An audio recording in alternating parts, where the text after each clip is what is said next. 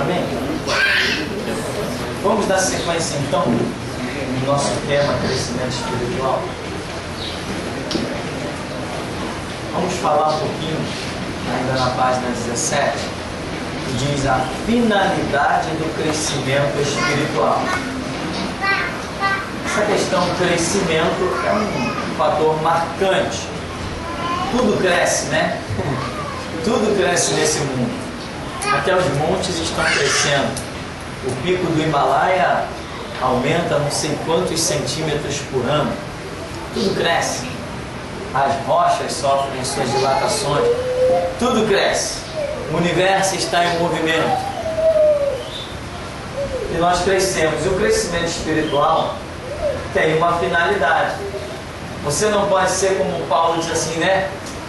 Leite vos dei a beber, quando fala aos Coríntios, porque vós não podeis suportar o alimento sólido. Quer dizer, em outras palavras, vocês são o quê?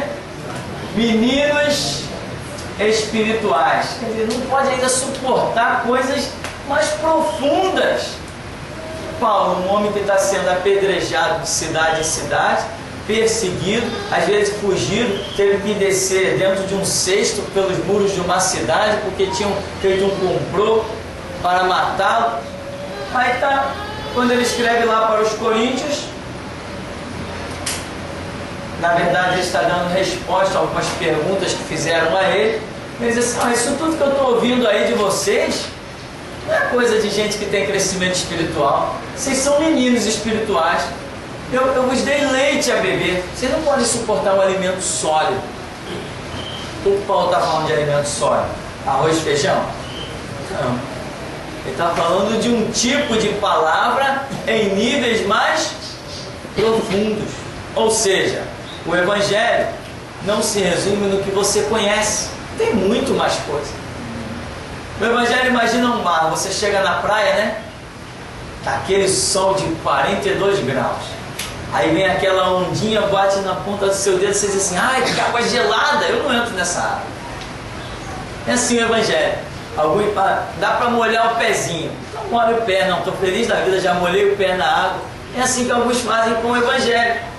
Molha a pontinha do dedo. Outros dizem assim: não, está gelado, mas depois que eu der o primeiro mergulho, o corpo acostuma. O camarada vem correndo, pula. Eu digo assim: poxa, que coragem. E eu tenho um pouco de aversão à água gelada. Coragem, o camarada pula lá não sei de onde, pá, tá nem aí. Mas o Evangelho é mais ou menos assim. Tem gente que se contenta em um conhecimento superficial, e tem gente que diz assim: não, Deus é infinito.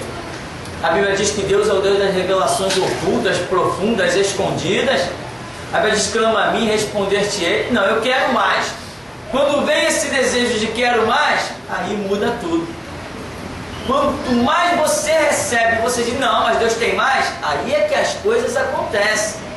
Ou seja, a sua vida espiritual, ela nunca pode sofrer a síndrome do comodismo. Não, estou bem espiritual. Não, você nunca está bem espiritual se você achar que está bem espiritual. Você tem que olhar para a fonte que é Deus. Deus é uma fonte inesgotável. Então, enquanto você está na terra, você vai receber, receber e receber.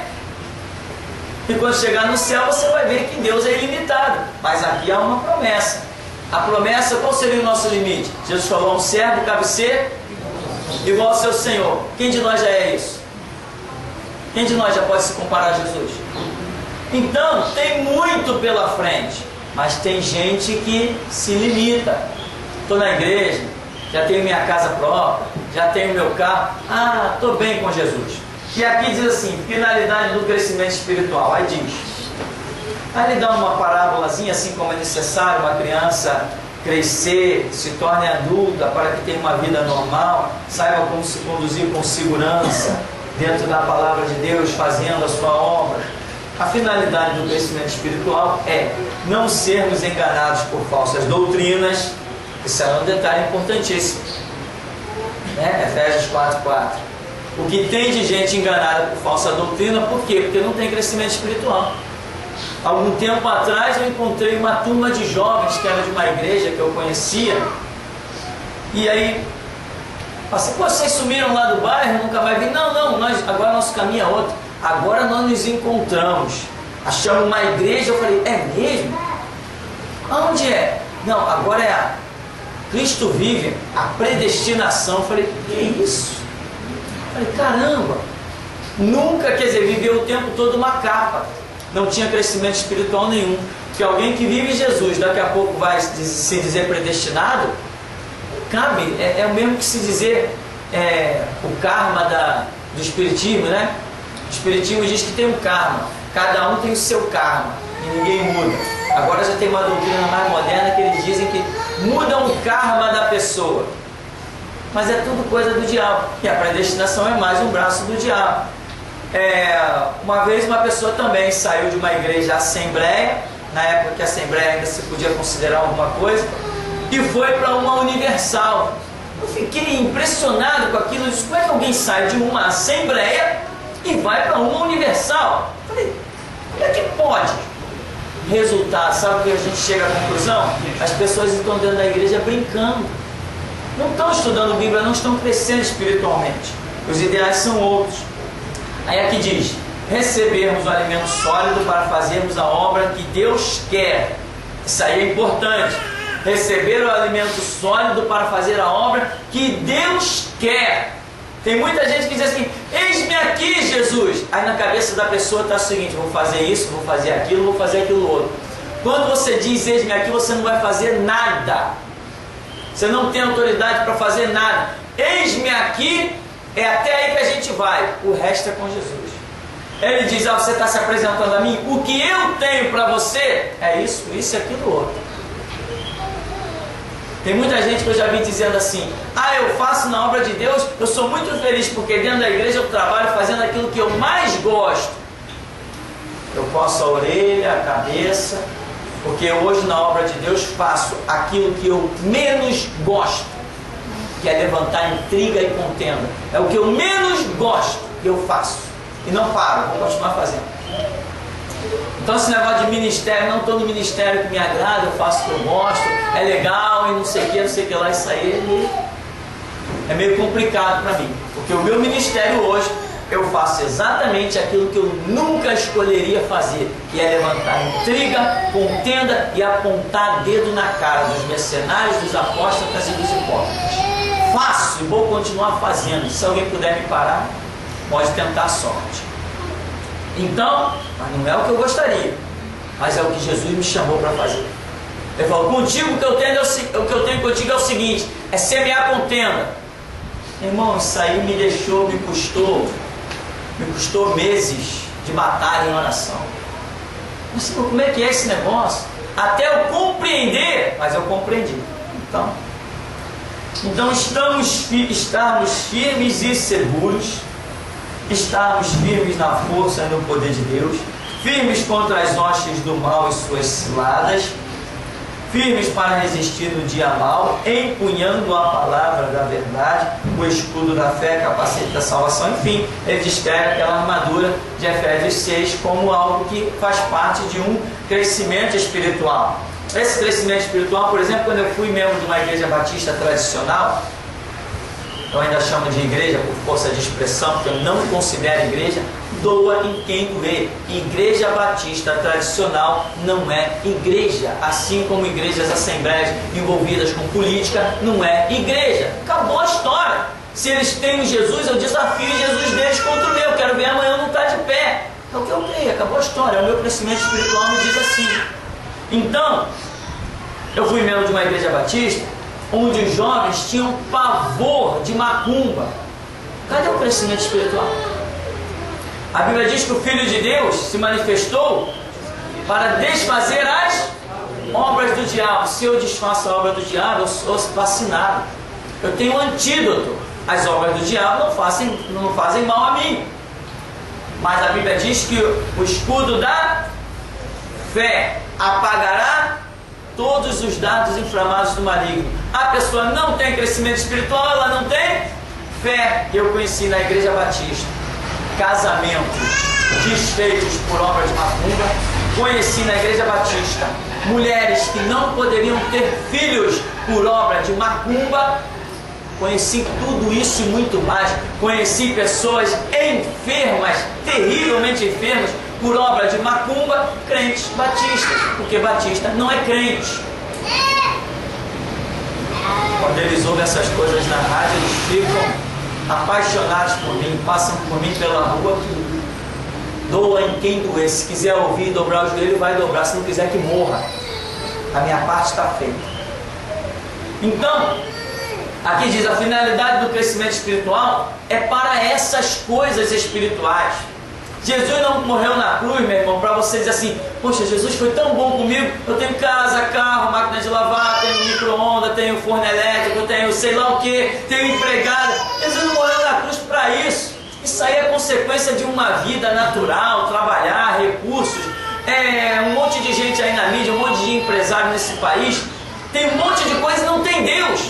Então, nunca use um bem material para classificar a sua vida espiritual. É mentira, isso não é verdade.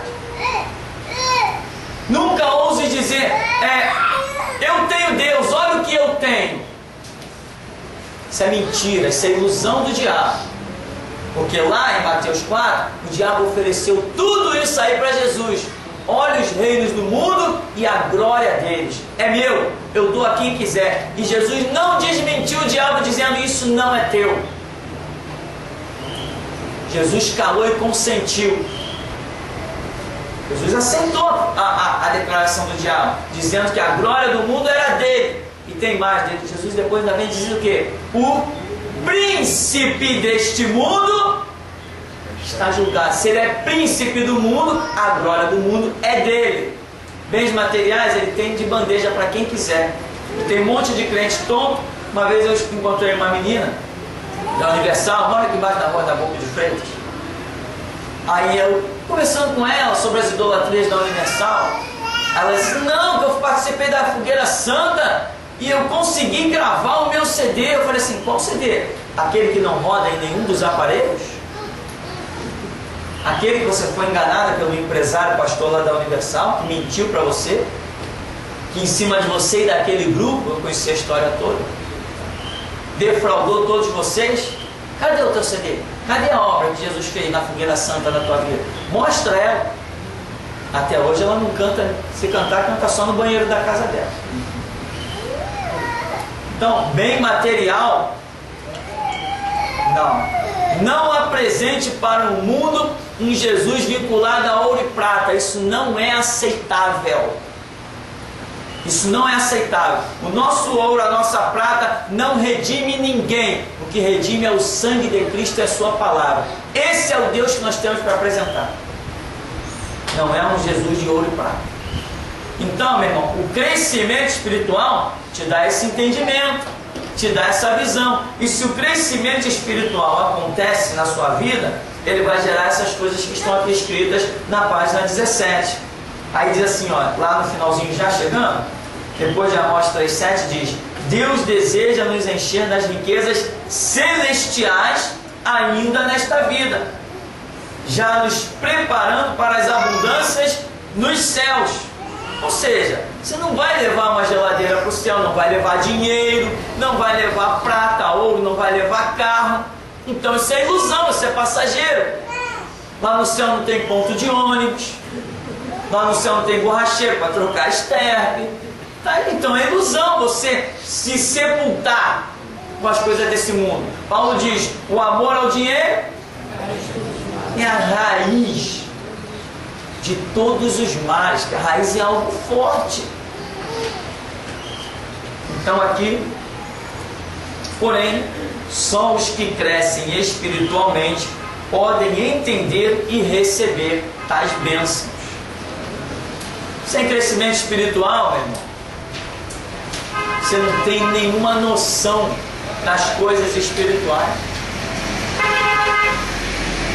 Hoje nós temos uma igreja, né? Eu falo igreja mundial, no sentido geral. Nós temos uma igreja caída, fraca, sem expressão. Constantemente eu mando recado para a cristandade, pelo YouTube, por onde for, qualquer meio de comunicação que chegar à minha mão, estou mandando recado para os crentes. Quando alguém tenta me aconselhar, eu mostro logo todo o lado da minha ignorância e estupidez. Eu não sou homem sujeito a conselho, não cheguei até aqui ouvindo conselho de homens, não vai ser agora que eu vou ouvir. Eu digo mesmo, quer dar conselho, procure os seus filhos e os seus netos. Eu não sou homem sujeito a conselho. Não cheguei até aqui ouvindo conselho de ninguém. Então, a igreja, mundialmente falando, é uma vergonha, uma igreja vendida, corrompida, profanada. Por quê? Faltou o que nessa igreja? Crescimento espiritual. Hoje, o que os pastores fazem? Pastores entre aspas, os pilantras. O que eles fazem?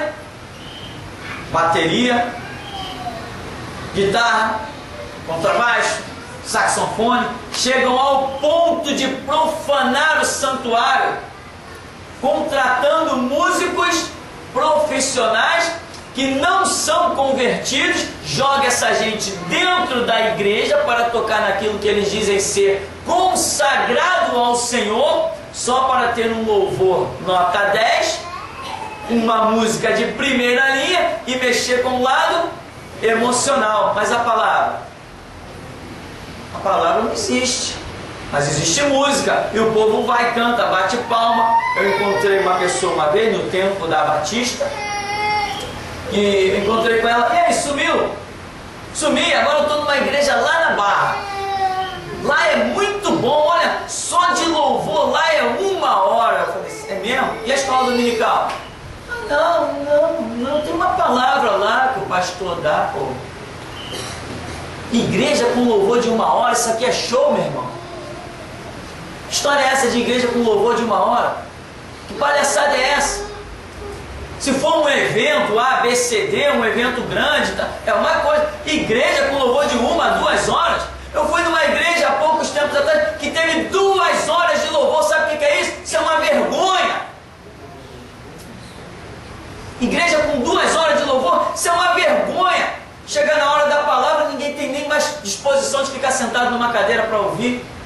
É uma vergonha a igreja com 2 horas de louvor, é uma vergonha. Isso prova que o pastor é um mercenário, está querendo prender o povo com emocional. Então, nós temos que atentar para o objetivo do crescimento espiritual. Qual é ele? É que você receba as coisas espirituais. Caminhe nas coisas espirituais.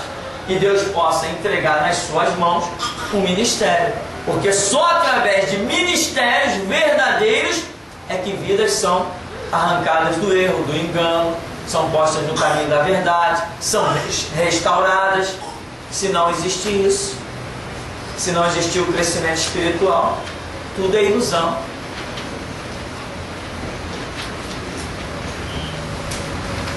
Aí tem na página 18, como crescer espiritualmente, né? Uma coisa assim simples colocada. Por exemplo, é necessário que desejemos e busquemos. Deus está sempre pronto a nos dar o crescimento. Nós cresceremos espiritualmente se fizermos assim. É um exemplo. Estudarmos e meditarmos na palavra todos os dias. Aí Josué, Salmo, aprendendo de Jesus, aplicando a palavra na vida e guardando-a no coração. Orarmos, vigiando em oração, mantendo comunhão estreita com Deus em oração. Aí artigo até assim, né? Hora de decisão é hora de oração. A hora de decisão é o que mata muita gente, é a hora de decisão.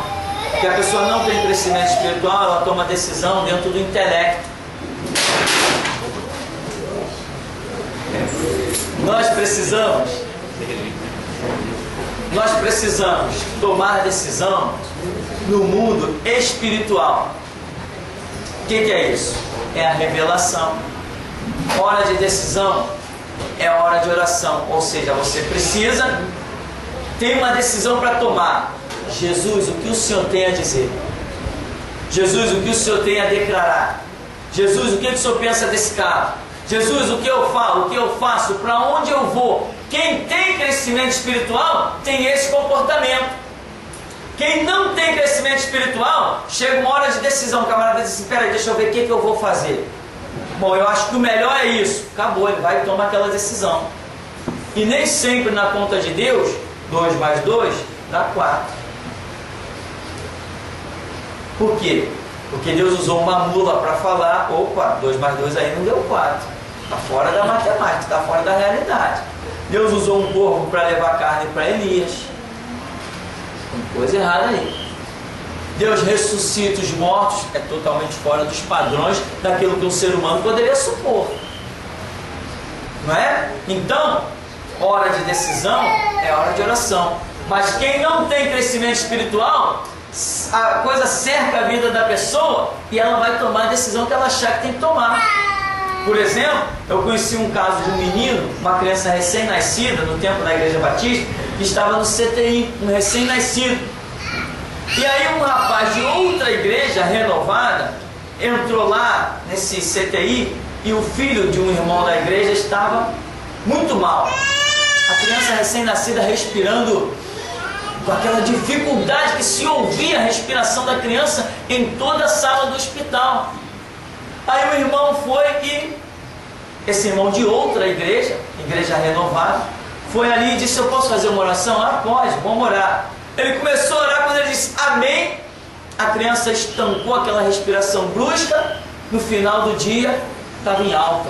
Depois de, olha, muitos dias dentro daquele CTI, aí o irmão foi dar o testemunho na igreja.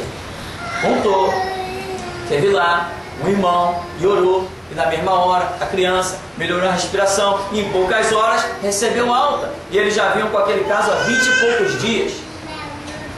E o irmão que estava dando o testemunho disse assim: eu confesso para os irmãos que em toda essa situação nós não chegamos nem a fazer uma oração. O camarada é crente, tem um filho recém-nascido no CTI e confessa que não parou nem com a família, nem com todos os irmãos dele que eram da igreja, irmãos mesmo carnais, e nunca fez uma oração. Essa pessoa tem crescimento espiritual? Não tem crescimento espiritual nenhum. Aquele que tem crescimento espiritual, quando surge uma situação, primeiro ele vai em busca da resposta do espiritual. Quantos conhecem a mensagem gerada no espiritual? Poucas pessoas conhecem essa mensagem? Gerada no espiritual, onde a gente prega e prova que primeiro as coisas acontecem no decreto espiritual. Ou seja, eu uso o exemplo aqui, quando estávamos para realizar uma obra nesse lugar, e eu estava em dúvida, orando, se ia fazer, se não ia fazer, e aí de repente nós vimos os anjos com martelo e picareta e talhadeira na mão, fazendo buraco, os anjos cavando buraco, aquilo tudo, anjo cavando buraco, anjo mexendo em coisa, anjo mexendo em ferramenta. Eu falei: opa, foi decretado no mundo espiritual, agora eu posso fazer.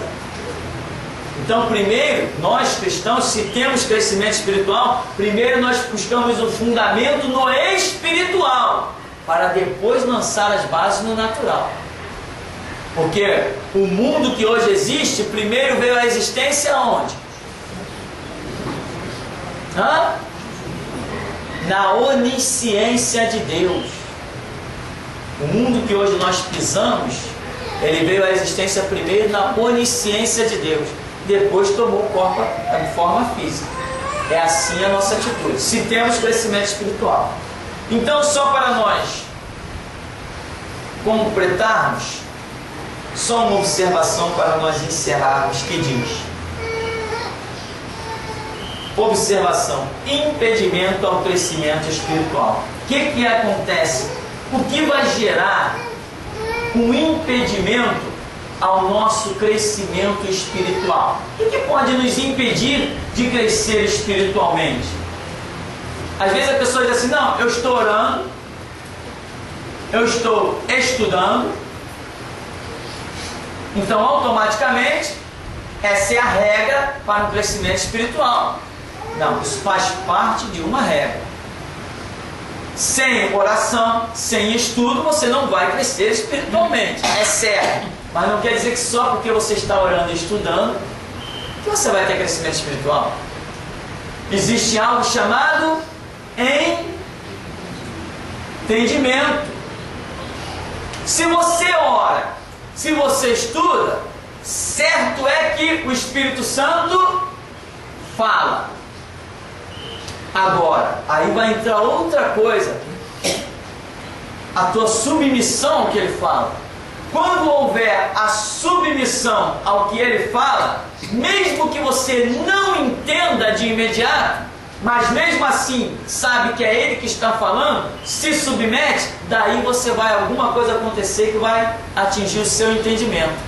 Aquilo que você de imediato não compreende, vai compreender depois. Mas tem que se submeter.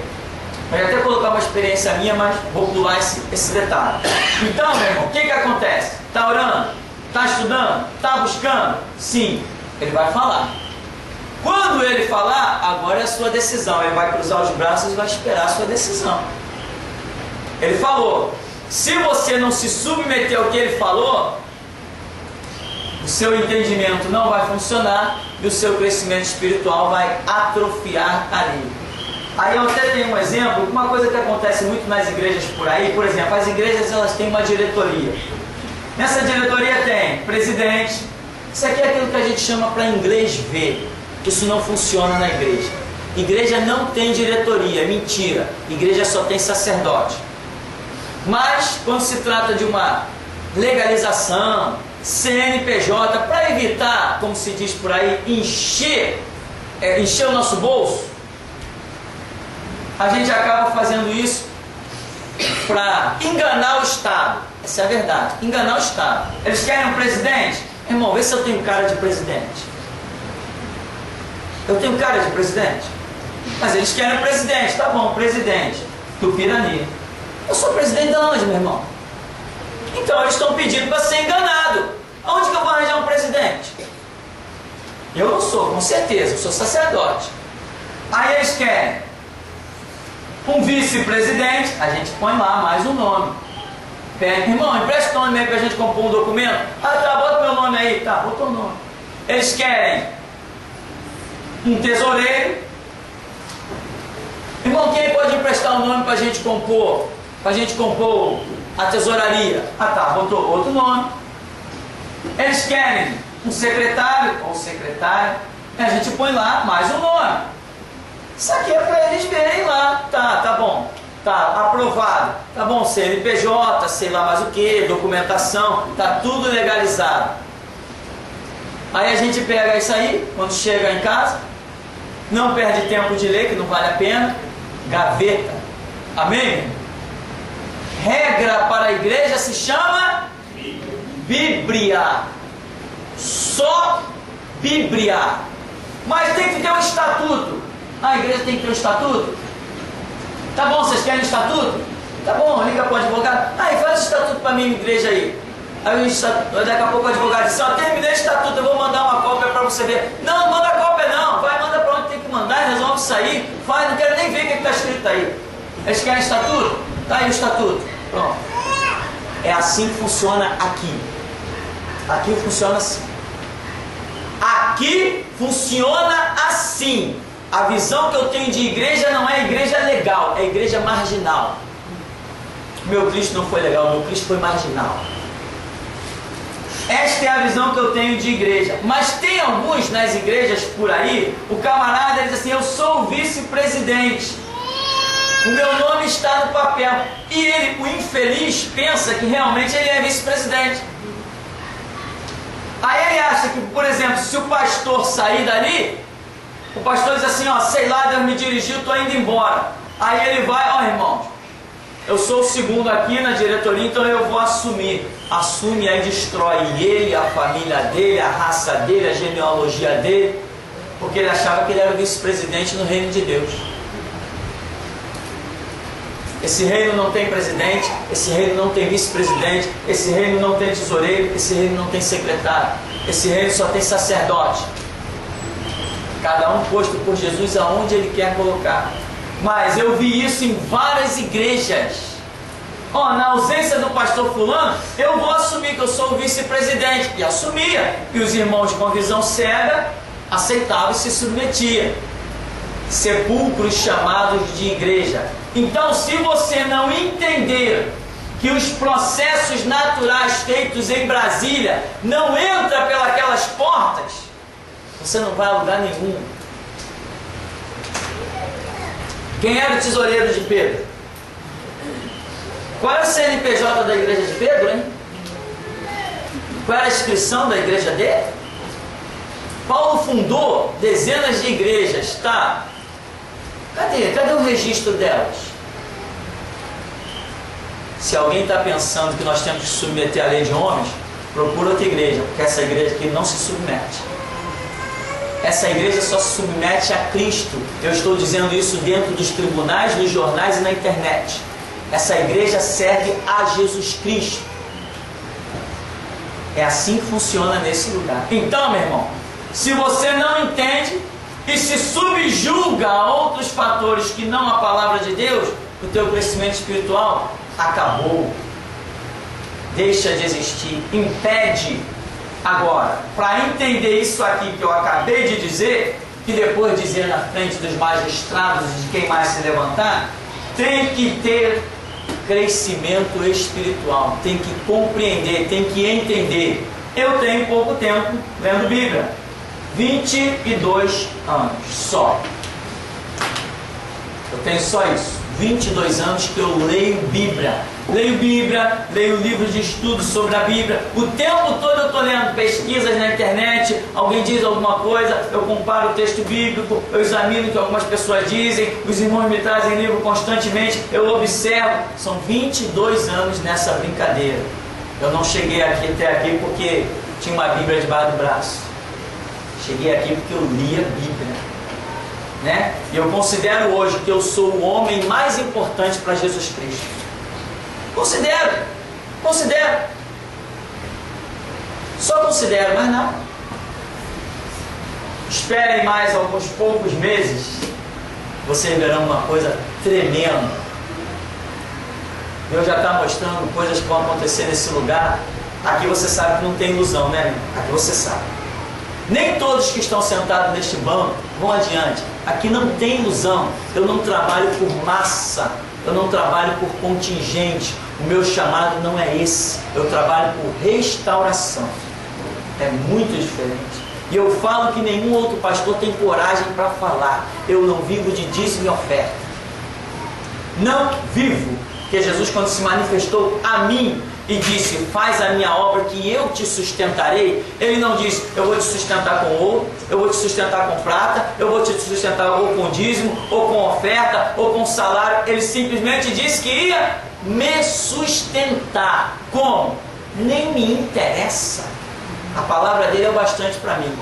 E nessa brincadeira vamos completar, mês que vem, 10 anos de ministério, e eu posso dizer, até aqui nos ajudou o Senhor. Amém? Então ficamos por aqui. Crescimento espiritual, leve a sério, ouça a Deus, obedeça, mesmo que pareça uma loucura. Ouviu, sabe que é Deus, vai e faz. Faz primeiro para entender, depois se for o caso. Mas sabe que foi Deus que falou? Vai e faz. Não estou dizendo que fui eu que falei, estou dizendo que você sabe que foi Deus que falou contigo, não eu. Deus. Aqui nós não ensinamos as pessoas a nos ouvir. Queremos ensinar as pessoas a ouvir Deus. Lá na intimidade do seu quarto, onde eu não posso entrar. Então é isso que falamos. E outra coisa, toma cuidado com as coisas que podem te impedir. Antes de encerrar, toma muito cuidado com essa história de casamento. Esse ministério não tem nenhum apreço por casamento. Que fique bem claro isso. Não tenho nenhuma visão de unir casal, piriri, parará. Para mim, caminhada é individual. Cada um dará conta de si mesmo perante a Deus. Não tem mãozinha dada para entrar no reino de Deus. Ninguém entra de mão dada. Toma cuidado para que o teu casamento não destrua a tua vida espiritual.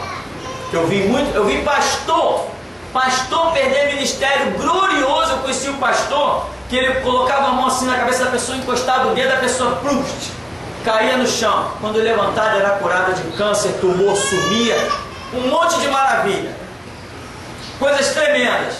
Mas ele deu mais ouvidos à mulher do que ao Espírito Santo. Cuidado, porque casamento não vai entrar no reino de Deus. Casamento é coisa aqui, ó, da terra. Jesus falou, no céu não casam, não se dão em casamento, serão semelhantes? Então toma cuidado. Toma cuidado. Não vale a pena perder Jesus. Não vale a pena perder Jesus. Não vale a pena perder um ministério. Ministério não é dado a qualquer um. Nós vamos ficar por aqui então, em nome de Jesus.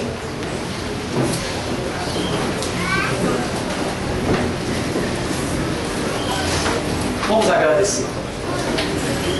Senhor Deus vivo e Todo-Poderoso, nós te glorificamos por esta hora inigualável, por este momento sublime. E o que queremos, ó Deus, que toda palavra humana e carnal caia por terra, mas que penetre no nosso ser, domine a nossa alma e o nosso espírito, aquilo que é a ministração do Teu Espírito às nossas vidas, Senhor.